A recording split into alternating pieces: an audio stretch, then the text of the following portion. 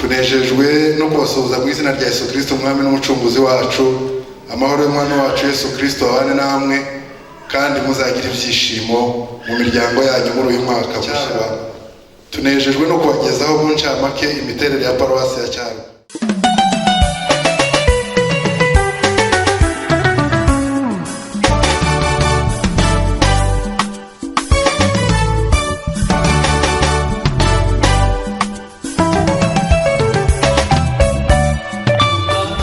Ndagira ngo tusabe umushumba w'itorero yigire hano hafi agire ijambo tugezaho.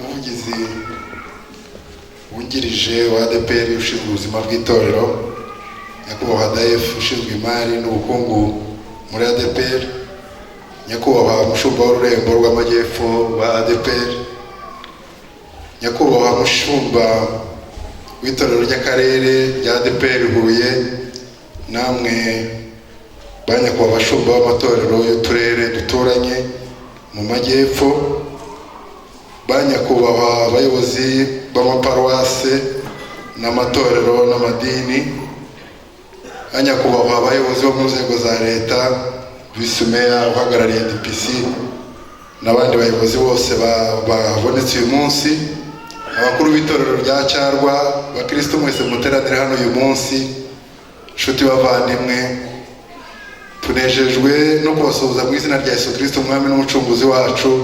Amahoro y'umwana wacu Yesu Kristo abane namwe kandi muzagira ibyishimo mu miryango yanyu muri uyu mwaka mushya wa 2016.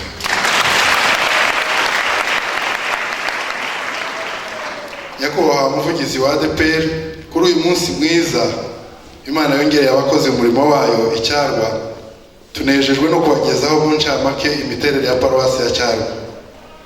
Paruwasi ya Cyarwa ni mu maparuwasi y'itorero rya Pentecote mu Rwanda, riri mu karere ka Huye kandi rikorera mu mirenge ibiri, umurenge wa Tumba n'uwa Mukura, ariko icyicaro kikaba kiri mu murenge wa Tumba, akagari ka Rangobe, umudugudu w'Urugwiro.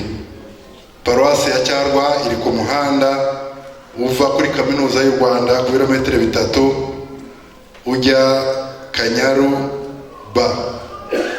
Paruwasi ya Cyarwa ihana imbibi n'amaparuwase atandukanye: paruwasi ya Nyaruhengeri mu majyepfo, paruwasi ya Taba mu majyaruguru, iburengerazuba hari paruwasi ya Gisagara, hanyuma iburasirazuba hari paruwasi ya Gisagara, naho iburengerazuba hari paruwasi ya Gishamvu.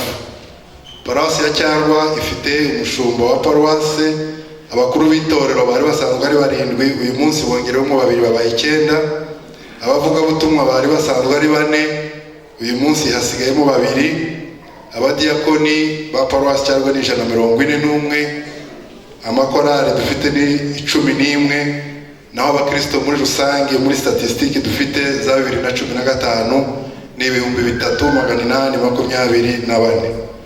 Paruwasi ya Cyarwa igizwe n'imidugudu 5 ariyo Tumba, Sahera, Cyarwa, Sumo, Mukura na Berwa.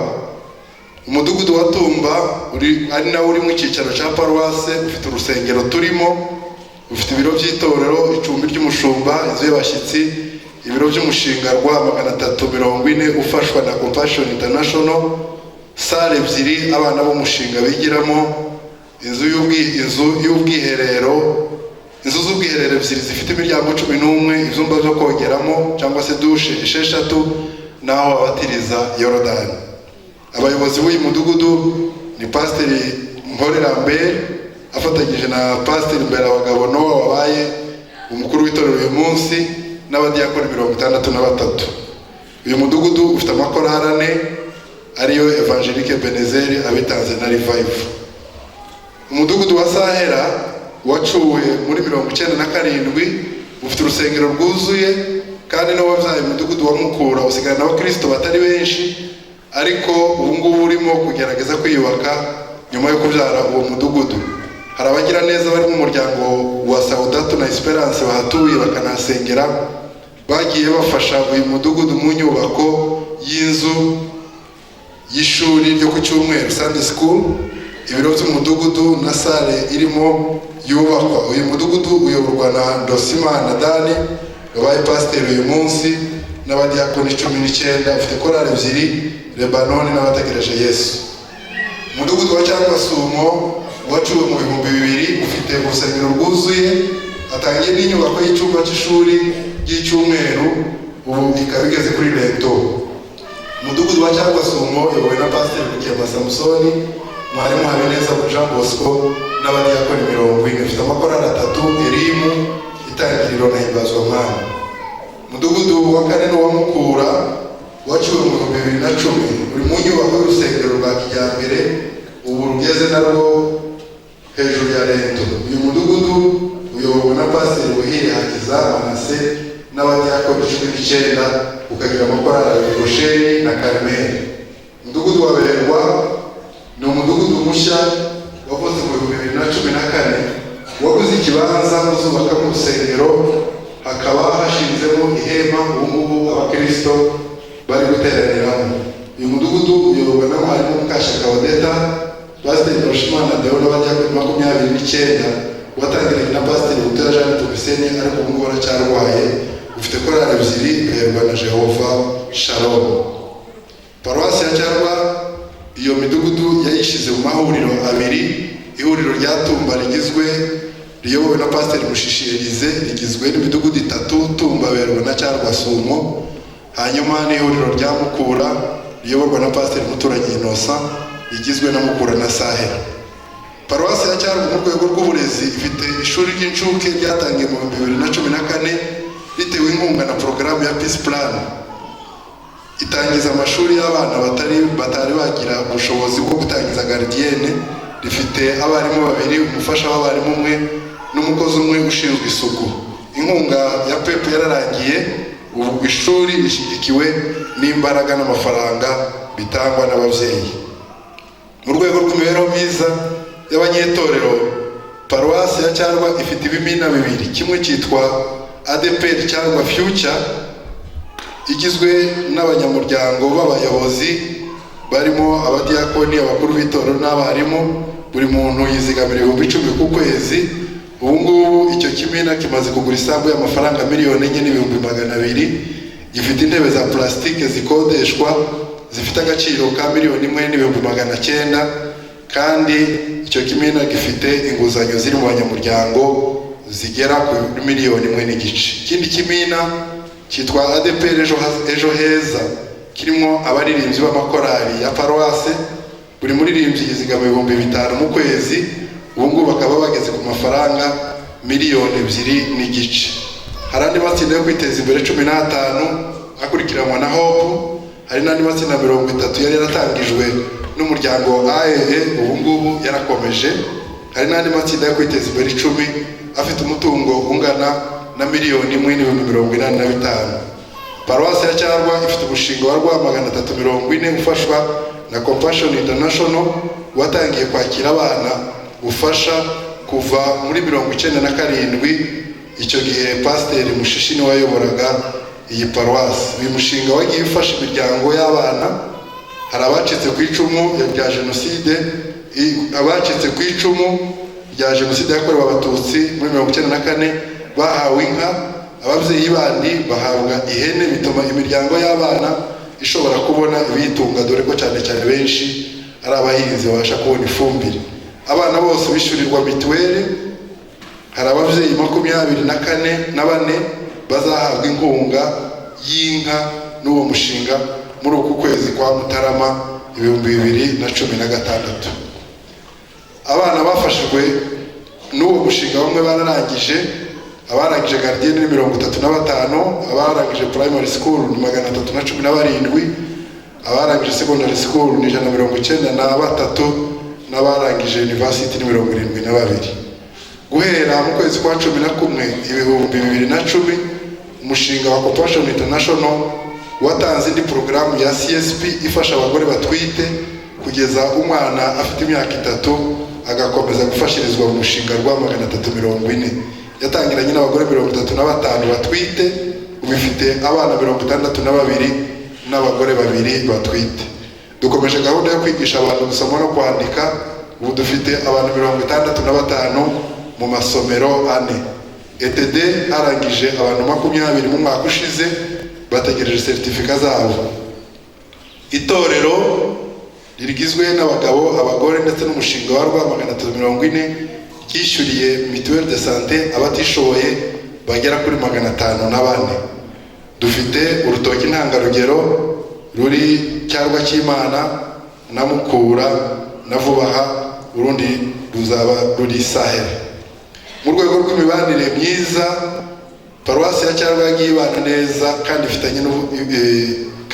ifatanya n'ubutegetsi bwite bwa leta, haba mu bikorwa rusange by'umuganda, mu nama zo kubaka igihugu no muri gahunda zose leta ikenera mu itorero. Hari ubufatanye bwiza bw'inzego za leta uhereye ku mudugudu kugeza ku ntara. Mu gihe cy'icyunamo abagize Paruwasi ya Cyarwa, abayobozi, abaririmbyi n'abakristo bitabira izo gahunda, ndetse abayobozi bagasoma ijambo ry'Imana, amakorali agahabwa umwanya wo kuririmba indirimbo zihumuriza imitima yakomeretse mu masite atandukanye aba yateguwe mu mirenge Paruwasi ikoreramo ndetse n'ahandi batumiwe. Paruwasi ya Cyarwa yagize uruhare mu kunga abanyarwanda kuko yagiye ibitegurira amahugurwa igashishikariza abakristo kwitabira ibiganiro by'ubumwe n'ubwiyunge. Guhera mu 2013 habaye umuhango wo kwibuka abakristo ba Paruwasi cyangwa bazize jenoside yakorewe Abatutsi mu mwaka wa 1994. Bubaka urukuta ruriho amazina yabo, haremerwa n'abacitse ku icumu rya jenoside yakorewe Abatutsi muri 1994. Mu mirimo itandukanye itorero rya Pentecote mu Rwanda ryagiye ritegura, haba mu kwiteza imbere mu mibanire myiza, itorero rya Cyarwa ryagiye rikora iyo bwabaga mu kuzuza inshingano zaryo.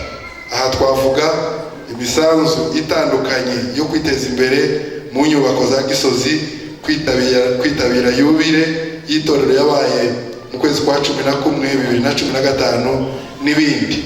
Tukaba tunabizeza nyakubahwa umuvugizi wa ADPR ko nta kizadukoma imbere mu gushaka icyateza imbere itorero ry'Imana, haba muri Paruwase, haba mu itorero ry'akarere, haba mu rurembo no mu rwego rw'igihugu. Mu rwego rw'ibwirizabutumwa, uyu mwaka dufite intego ivuga ngo twubake itorero ryo mu rugo. Iyo niyo ntego ya Paruwase yose. Umwaka ushize hateguwe ibiterane bitandukanye. Muri Paruwase hateguwe igiterane hihana abantu 60, abagabo bateguye igiterane hihana abantu 80, abagore bateguye igiterane hihana abantu 50. Korali zacu zagiye zikora ingero zitandukanye z'ibwirizabutumwa mu ntara nyinshi z'igihugu, hihana abantu barenga 290. Nyakubahwa umuvugizi, uyu munsi dufite icyifuzo cyo kugira ngo tubasabe muzadutera inkunga mu isakaro ry'isengero ebyiri dufite, urusengero rwa Mukura n'urusengero rwa Berwa. Turangije dushimira ubuyobozi bukuru bw'itorero ADPR bwaduteye iteka bwemera ubusabe bwacu bwo gusengera bagenzi bacu, tunabaha ikaze mu murimo, tubizeza ubufatanye n'impuguro nziza nk'ababanjirije mu murimo. Uyu munsi twari tuwutegereje cyane.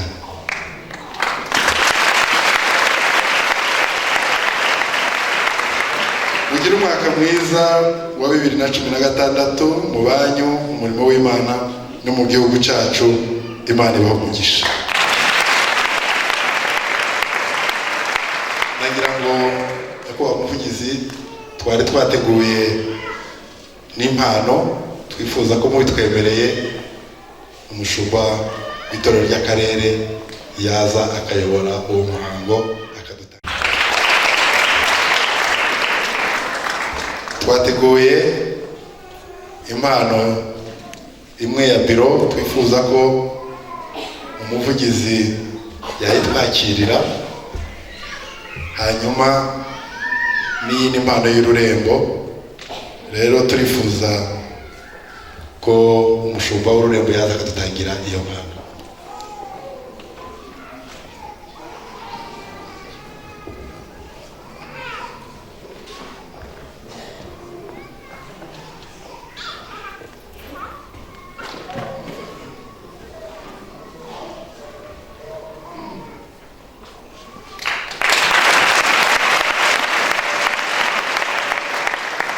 Ikibazo muyerekanye uzadufasha cyane, tubafasha.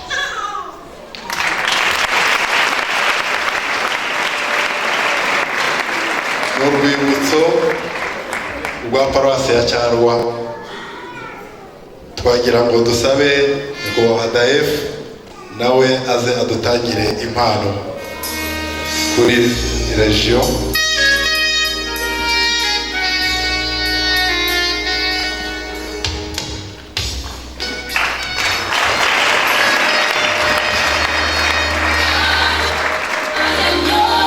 Yerekana nta kibazo.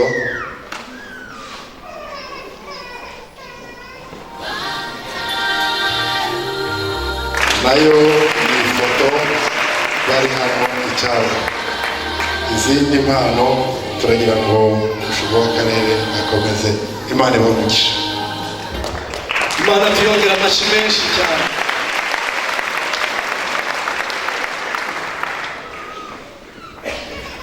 Turamushimiye umushumba, dushimira n'ubuyobozi bwacu. Ni muri urwo rwego n'ubundi abayobozi bacu bakuru baduhaye nanone ikindi cyemezo cy'ishimwe cya buri paruwasi. Twakunze ngo tubikore twihuta, ayo maparuwasi yacu yose ni 11. Ndagira ngo ubwo twagize umugisha abayobozi bacu bakagera hano batwemerere badutangire izi certificate ku mugaragaro mu rwego rw'itorero ryacu ry'akarere, ariko za paruwasi zose zirahagarariwe ziri hano. Namwe abakristo mwaje muhagarariye akarere kacu mu rwego rw'abakristo, iryo shimwe baridushikiririze muri aya maparuwasi kuko twagize umugisha turababona. Reka dusabe bagare paruwasi ya Cyarwa yakira ishimwe. Tubashimira namwe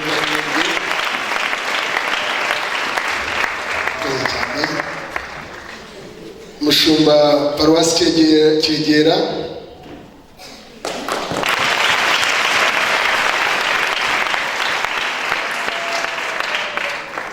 Ariko reka mbanze nsome mwumve ibiriho.